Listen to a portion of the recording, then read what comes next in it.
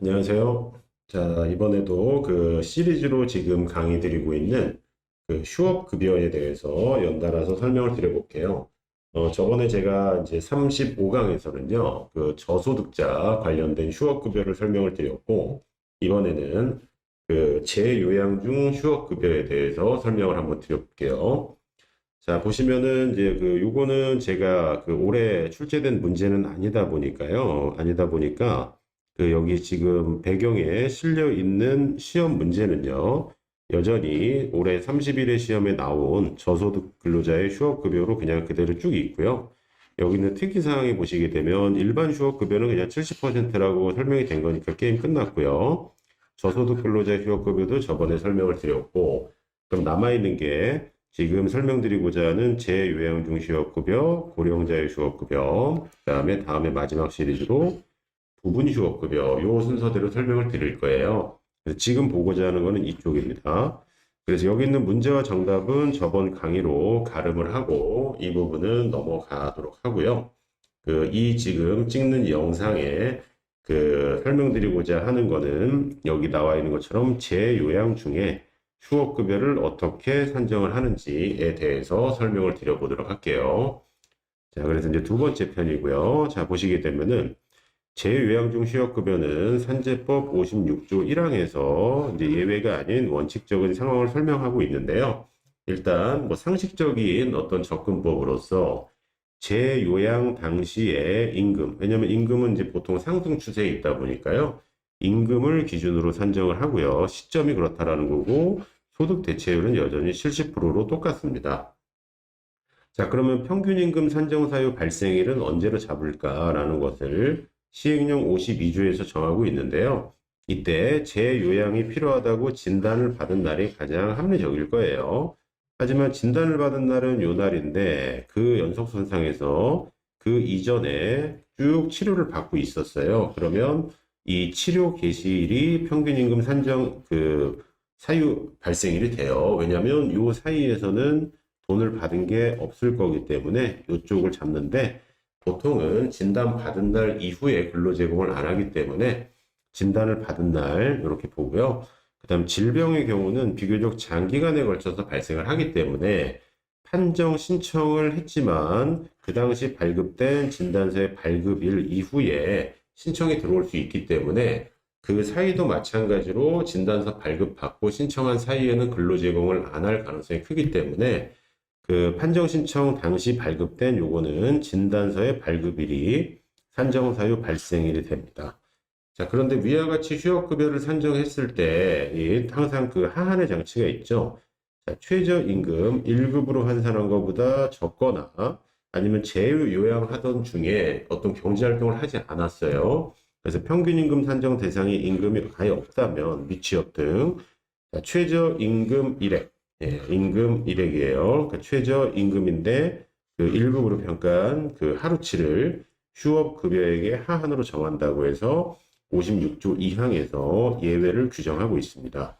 자, 그리고 동조 3항에서요. 장애보상연금을 지급받는 분이 다시 재요양하는 경우도 흔히 있거든요. 이랬을 때는 장애보상연금을 받고 있기 때문에 이러한 휴업급여와 이중 지급은 안 하니까 감액하는 내용도 규정을 하고 있습니다.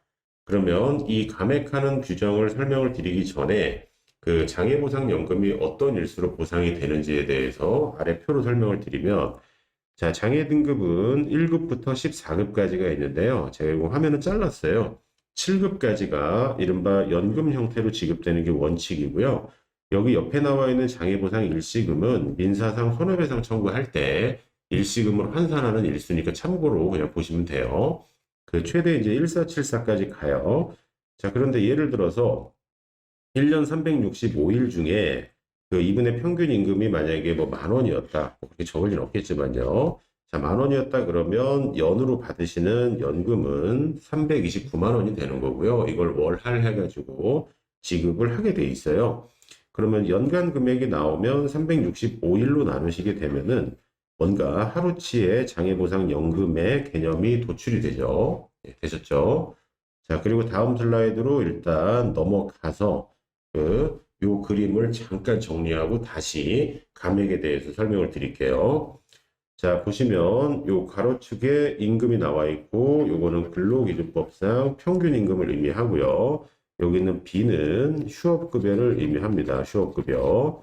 자, 이랬을 때 제요양 시점의 임금을 기준으로 70%의 소득 대체율을 적용을 하되 하하는 요 WM을 최저 시급이라고 하게 되면 풀타임 근로를 가정하면 최저 하루 1급이 하한의 역할을 한다라고 그랬고, 자, 요거는 제가 조금 오타를 쳤습니다. 그 노동부에서 고시하는 최고 평균임금의 상한액을 Wmax라고 뒀을 때 여기에 0.7을 곱한 요 W가 아니라 Bmax라고 해야 이게 그 도출이 맞아요.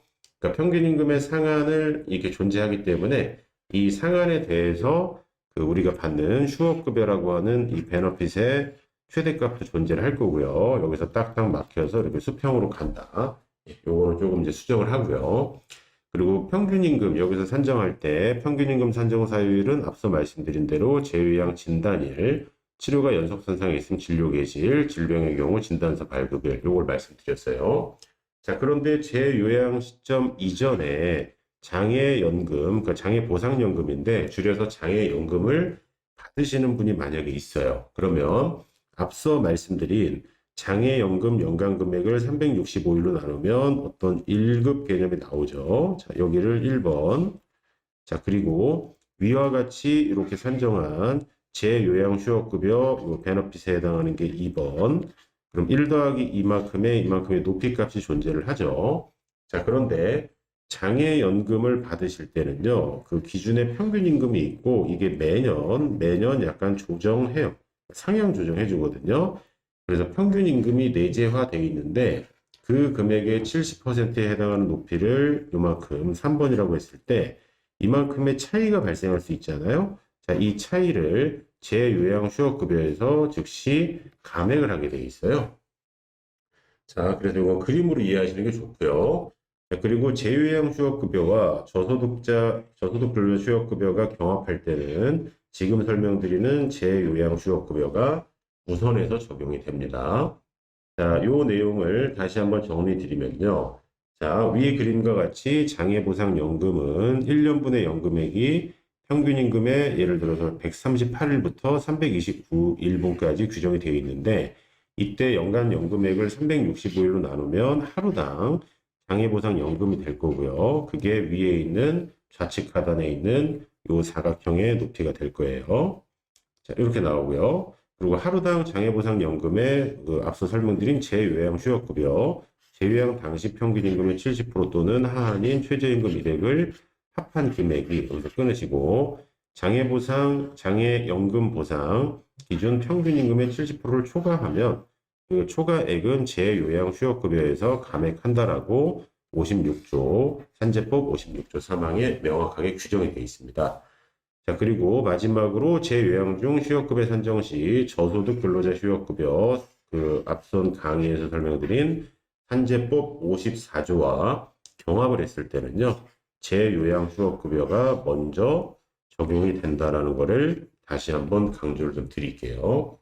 그래서 이게 이제 조문이 조금 읽다 보면은 헷갈리게 돼 있는데 이렇게 도식화하게 되면은 뭐 당장은 막 한 번에 기억은 안 나겠지만 나중에 복구하시는데 도움이 될 거예요. 그래서 지금까지가 일반 휴업급여 공공의 70%로 끝. 그 다음에 저소득 근로자의 휴업급여 그리고 지금 설명드린 게 제요양 중에 휴업급여 해서 크게는 3개인데 일반은 뭐 설명드릴 게 따로 없다 보니까요. 제가 2편이라고 쓰고 이렇게 설명을 드린 겁니다. 그래서 이 내용 참고하시고 다시 한번 정리해 보시면은 실무에 좀 도움이 되실 거라고 생각이 들어요.